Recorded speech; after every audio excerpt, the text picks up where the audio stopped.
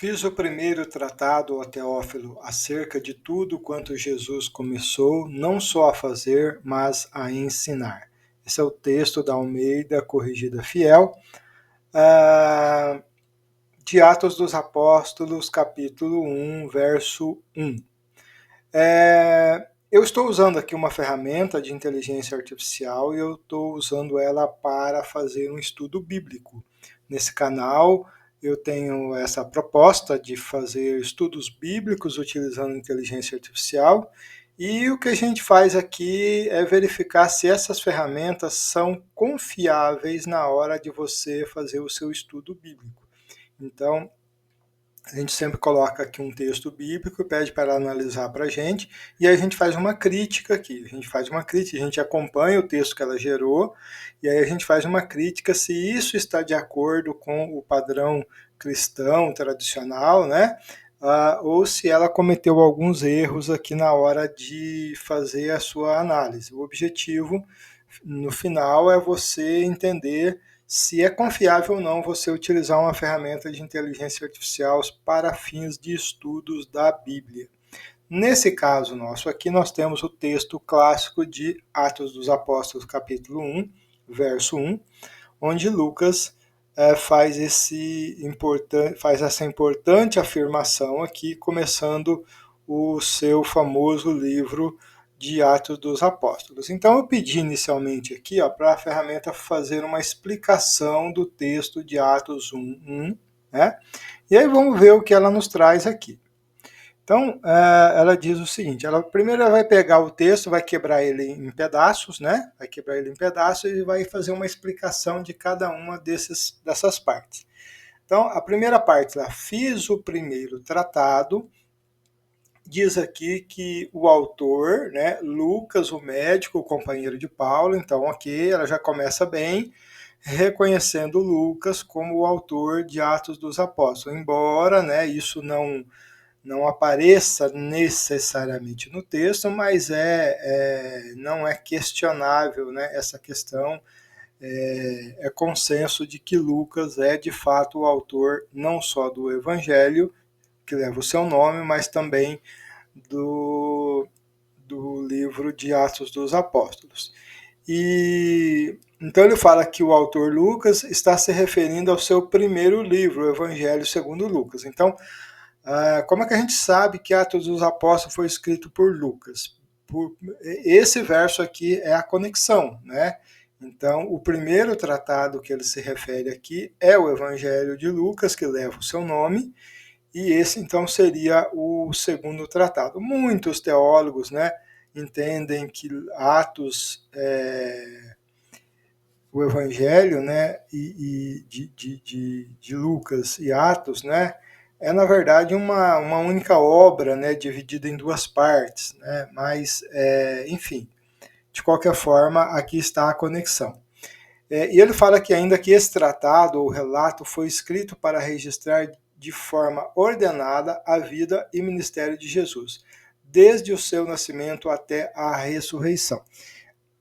Isso corrobora com a ideia de que o Evangelho de Lucas, né, um evangelho bastante organizado, né, ali o que se observa que foi feito um trabalho mais, talvez, não vou dizer mais cuidadoso, mas um trabalho mais ordenado, como ele mesmo relata aqui, desse evangelho. Então, esse versículo ele é extremamente importante para o estudo bíblico, né, para a teologia como um todo, porque é exatamente essa forte conexão que ele faz do autor Lucas do Evangelho com o autor Lucas de Atos dos Apóstolos. Então, nesse ponto aqui, a inteligência artificial foi muito bem e trouxe de maneira clara esse ponto.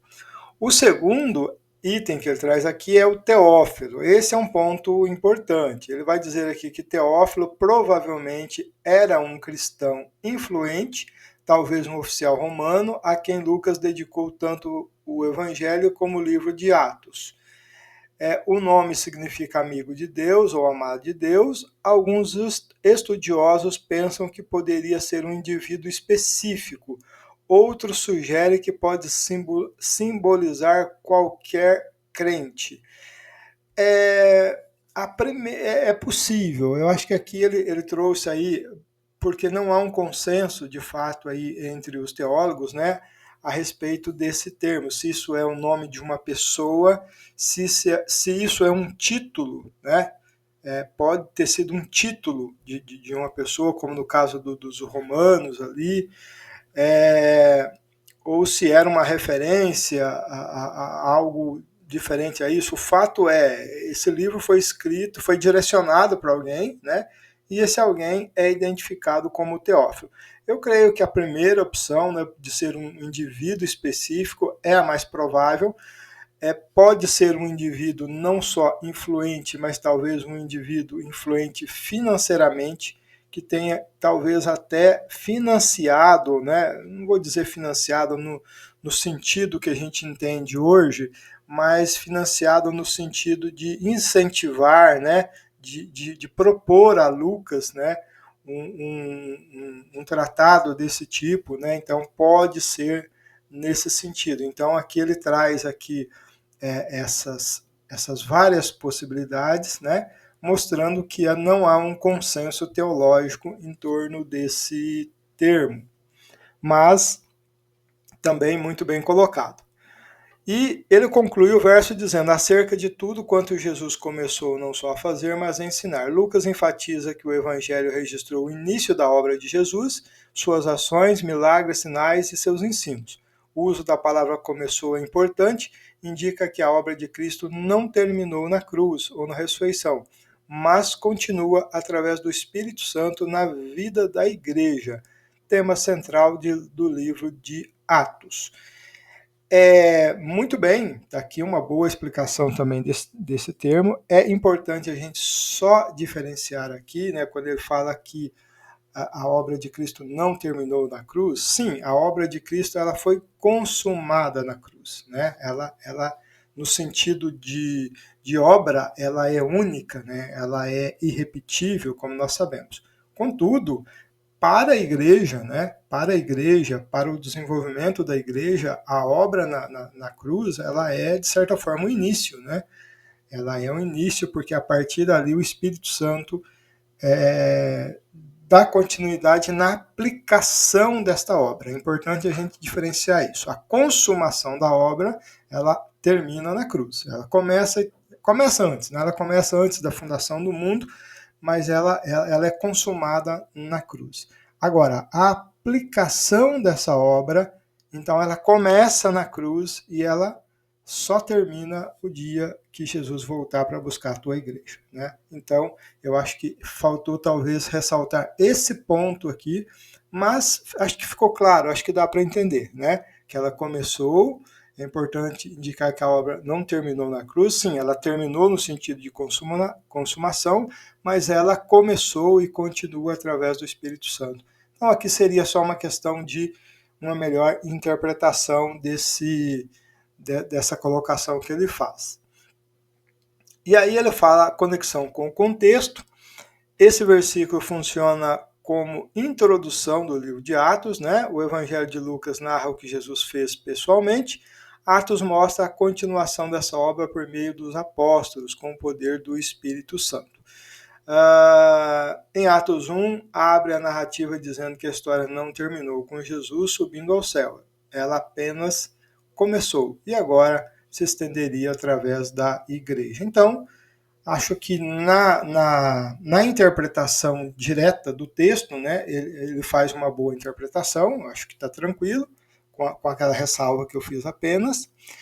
E aí ele me sugere o seguinte: quer que eu prepare também um comentário mais devocional, voltado para a aplicação prática na vida cristã, ou prefere que eu siga uma linha de análise histórico-exegética? Eu pedi para ele continuar na linha teológica mesmo, né? Então, vamos ver o que ele propõe a mais aqui nesse estudo. Então, segundo esse versículo, né, ele diz que Cristo como centro da história da salvação. Teologicamente, isso mostra que a obra de Cristo não terminou com a sua ressurreição. O que ele começou continua através da igreja, pelo poder do Espírito Santo. Isso reflete a doutrina da Missio Dei, missão de Deus. Deus age na história em Cristo e depois por meio do seu povo. A revelação progressiva, que é uma linha teológica também bastante sustentável. O texto distingue duas etapas: o Evangelho de Lucas, que é o ministério terreno de Jesus, encarnação, ensino, milagres, morte e ressurreição, e Atos, ministério celestial de Cristo, agora mediado pelo Espírito Santo e pela Igreja. Isso mostra a ideia de uma revelação progressiva, em que a salvação é revelada e aplicada na história. Não apenas Lucas, Atos, mas toda a Bíblia mostra uma revelação progressiva, ou seja, o que os antigos do Antigo Testamento sabiam sobre Deus é menos do que nós sabemos hoje, porque Deus foi se revelando através do tempo, né? Então muitos profetas escreveram e provavelmente não sabiam sobre o que aquilo significava, né? Porque isso foi manifestado através de Cristo, está sendo manifestado através da igreja e vai se manifestar através do final dos tempos. Então, essa revelação, teologicamente, ela é aceita como progressiva. A doutrina e continuidade entre Cristo e a igreja, a palavra começou é teologicamente chave, significa que a vida, os ensinos e as obras de Jesus não são um fim em si, mas o fundamento da missão da igreja. Assim, Atos reforça a união orgânica entre Cristo e o seu corpo, e o corpo que é a igreja. A teologia paulina de Cristo cabeça, que continua através dos seus membros, conforme ele cita lá em Efésios 1, 22 e 23. A palavra e ação inseparáveis, Lucas escreve que Jesus começou a fazer e a ensinar. A teologia bíblica mostra que o reino de Deus não é só discurso, mas vida, prática e, sobretudo, poder. O testemunho cristão deve refletir essa unidade entre doutrina, ensino e vida e prática. E para finalizar, ele traz aqui o item 5, onde ele fala que a autoridade apostólica e a continuidade da revelação.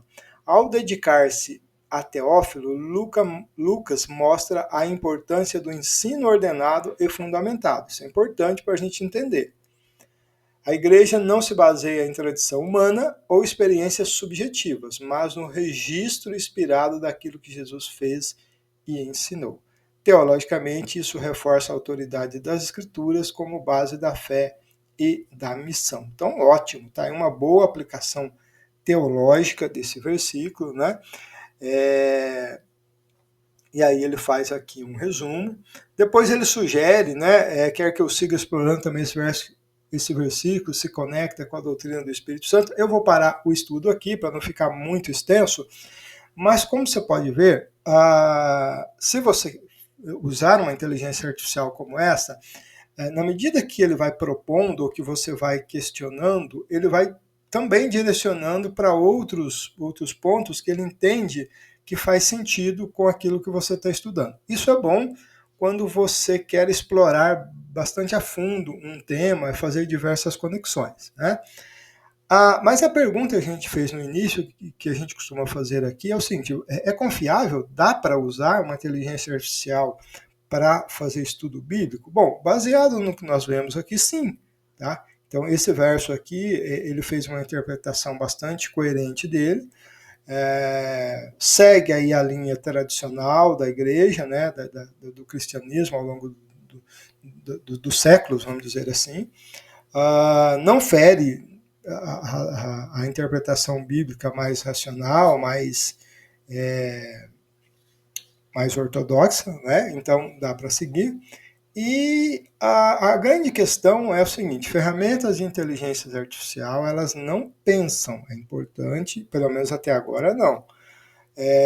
O que elas fazem, elas aprendem com o material que elas têm acesso, e esse material, além do próprio texto bíblico, são estudos, são reflexões que teólogos, que estudiosos publicam na internet, e que esses materiais são usados para treinar essas ferramentas de inteligência artificial. Então, com base nesses textos, né, elas conseguem fazer essa correlação e refletir aquilo que teólogos, que especialistas já fizeram de uma forma individual, mas ela consegue fazer aqui de uma forma coletiva. É como se ela reunisse todos os teólogos que já publicaram alguma coisa até hoje na internet, e falasse assim, bom, qual é o consenso de vocês a respeito desse texto? E todo mundo falasse, olha, mais ou menos isso aqui, ó. Então ela fala, ok, então é isso que eu vou mostrar. Tá? Então, por isso é muito importante a gente saber fazer as perguntas certas e a gente interpretar as respostas que essas ferramentas nos dão. Pelo menos nesse texto aqui, eu achei bastante coerente.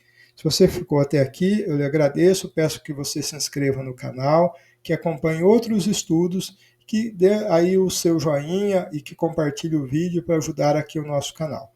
Deus abençoe, em nome de Jesus.